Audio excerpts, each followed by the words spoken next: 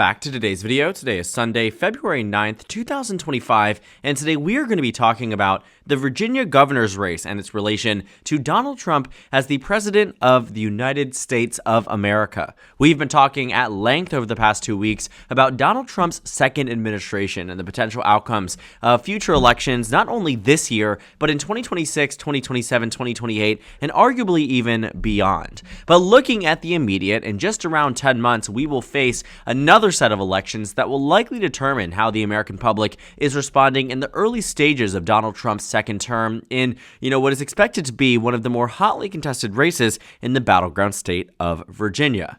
Now, the Virginia governor's race has been at the forefront of the minds of national Democrats and national Republicans, largely because alongside the state of New Jersey stands to be the first real opportunity for Democrats to push back against Donald Trump's agenda. Virginia more than New Jersey because Virginia has a Republican incumbent, Glenn Youngkin, who won the race back in 2021 when Biden's approval rating was falling across the country, and in the aftermath of the Afghanistan withdrawal that eventually led to a combination of factors that elected a Republican in Virginia. But again, as a state that currently has a Republican governor who is not eligible to run for re-election this time around, he could, in theory, in 4 years' time. But this time around, this is an open race and a unique opportunity for Democrats.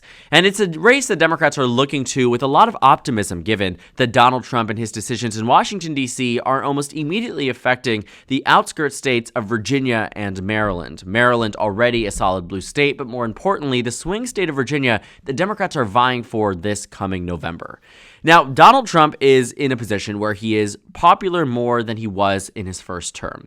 A 49% approval rating and roughly 5% more of the nation approves of the job that Donald Trump is doing in comparison to disapproves. Now, this is a strong position for Donald Trump no matter how you cut it. It is a uniquely high point for the incumbent president in a way that he was never really able to maintain past the first week of his presidency in 2017. By around the beginning of the second week, his approval rating had hit a point where the disapprove was higher than the approve, and that never really recovered throughout the duration of his entire presidency. But this time around, it looks as if his approval rating is holding steady. What was an 8-point advantage in the beginning of his term has turned slowly into a 5-point advantage, but again, better than where he was before. But a 5-point advantage doesn't necessarily translate to a Republican Party advantage in the Virginia governor's race. After all, these races are far removed when Donald Trump himself is not even on the ballot. But time will tell about Donald Trump's approval rating and how that will impact the Virginia governor's race, but so far it's shaping up to be quite a competitive one, with the incumbent Lieutenant Governor, Winsome Sears, running for this race against the frontrunner on the Democratic side, Abigail Spanberger, who is currently a U.S. representative from the state of Virginia. Now, another reason why this race is competitive is because not of the 2021 governor's race, though that is part of it, but because of the 2024 presidential election. Yes, you heard that correctly. In Virginia in 2024, Kamala Harris defeated Donald Trump by a margin of roughly 6 percentage points, 5.76% to be exact. Why does that matter? Well, back in 2020, Joe Biden defeated Donald Trump by a margin of double digits, over 10 points in favor of President Biden. Then fast forward to 2024, like I said, nearly a 4 to 5 point swing compared to where it was in 2020, which gives Republicans a unique opportunity to maintain where they are right now in the governorship, given that just a year after Trump lost the state of Virginia by 10 points, Republicans were able to win it by a margin of roughly 2 points. So if you're tracking, what was a 12-point swing in 2021 would only need to be roughly a 6-point swing in 2025. But we also talked about how the perfect combination of factors led to the Republican Party's victory in 2021. Democrats initially had the advantage in this race. The polling data was in their favor, Biden's approval rating was looking strong, and pretty much what we saw here was that near the entire duration of the summer, that Terry McAuliffe, who had already served as the governor in Virginia and survived 2013, which was a pretty abysmal year for Democrats leading into an even worse one in 2014, 2013, Terry McAuliffe was able to win. And it looked like he was going to continue to keep that track record up throughout the summer. June, July, August, Terry McAuliffe led to a point where he was leading in every single poll until we hit September. The polls started to sour on the Democrats' return to being in their favor, but then right before the election, in the final month of the campaign, Glenn Youngkin took a lead, going from a point where he wasn't leading in a single poll from September 7th through October 13th Tied on the 13th, 2 polls out for McAuliffe, 1 for Youngkin. It's a tie. McAuliffe, Youngkin, tie, McAuliffe. And you see that in the final 7 polls right before the election, it goes like this. Youngkin leads, McAuliffe leads. Youngkin, McAuliffe, Youngkin.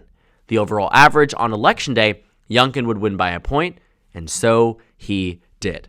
The good news for Democrats this time around is that because they're not facing a Democratic incumbent in the Oval Office, a lot of this is going to be dependent on Donald Trump's approval rating. And if his first term is indicative of anything, you can see that it is that first beginning for Trump that tends to be the most popular. Because by November 2017, when this election was up in 2017 and Democrats were able to win the race by roughly 9 points across the state, 9 points across the state, the largest margin of victory for a Democrat since 1985, which foreshadowed the Democratic Party's momentous victories in the House in 2018 and eventual presidential victory in 2020. 2017 was at that point where Trump might have been approved of in early 2017, but by election day, his approval rating was at just 38% and his disapproval at 57%. An 18-point delta, 19-point delta even, nationwide. Massive difference than where it was in the early stages of the campaign, which meant that Democrats were able to capitalize on that and win in a state like Virginia just the same way they can in 2025. And people know Virginia is the bellwether for Donald Trump's administration. Although Donald Trump himself cannot run for a second term, Virginia in 2017 was that first indication that Democrats were winning back the political capital and the political power that they once had under Obama, and that would lead them to victory in 18, 19, and 20. And should Republicans hold on to Virginia like the Democrats expected to in the early stages of 2021, it might have predicted or foreshadowed a better victory.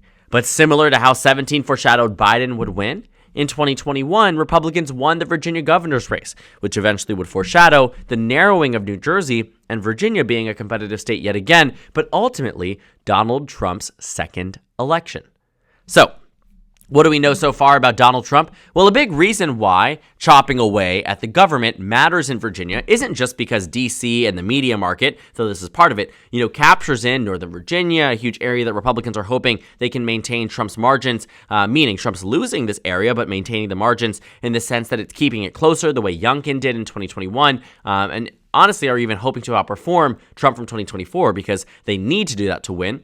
But it isn't just the media market. It's not just the coverage. It's not just the proximity to the White House. A lot of it has to do with the fact that a lot of Virginia's jobs come from things like government contracts, come from government agencies that exist and have offices in Virginia and Maryland. And when Donald Trump is making these federal funding freezes or these federal funding cuts or reallocating different areas or getting rid of organizations like USAID or completely shaking up HHS or going after the Department of Interior to hopefully, in his through the Supreme Court approving an executive order, would be abolishing the Department of Education. Through all of these different measures, it is clear that Donald Trump making these decisions does have an impact on the economy of Virginia, does have an impact of the well-being of the government workers in Virginia. And I can guarantee you this, the Republican Party in Virginia, Winsome Sears or others, will have to defect from Trump on this if they want any chance at winning the election. Knowing the Virginia Republican Party, generally speaking, very politically smart. Very possible that they do what is necessary to be done to win the election. In 2021, Glenn Youngkin refused to campaign with Donald Trump, didn't let him come to a rally, was not photographed with him before the election. Now adores the man, all over him, practically speaking. But looking at 2021, Glenn Youngkin and the Republican Party played it smart. Although they pretty much represented a lot of what Donald Trump stood for, tried to do in office, wanted to do if he was elected to a second term back then in 2020, Glenn Youngkin distanced himself in a way that was beneficial. Republicans will now have to face a crossroad, where Winsome Sears will likely have to do that too. And I have no doubt in my mind that she wins the nomination. But at some point, you cannot separate yourself enough. Remember Ed Gillespie? Probably not, because he lost the 2017 governor's race. Might have been in your subconscious because I've been talking about the 2017 race quite a bit, but he also played it smart. But he wasn't as lucky as Glenn Youngkin. Why? Because the incumbent president wasn't a Democrat.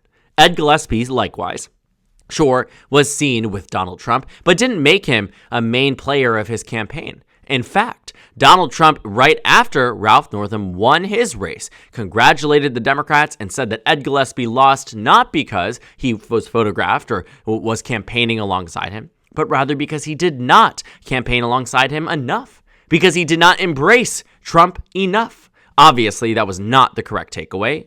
Glenn Youngkin can prove to be testament of that, but it was Donald Trump's ultimate unpopularity that led to Virginia being such a substantive margin in favor of the Democrats. And something similar might happen again in 2025.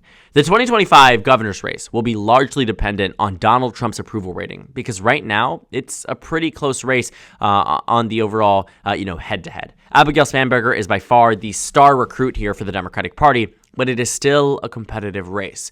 Looking at the 2025 race, I am very interested to see exactly how Democrats are able to build out a narrative for this election, build out an electoral coalition that can win them back in the day and age of 2017, 2018, 2019, and yes, of course, 2020, because Democrats do not want a repeat of 2021.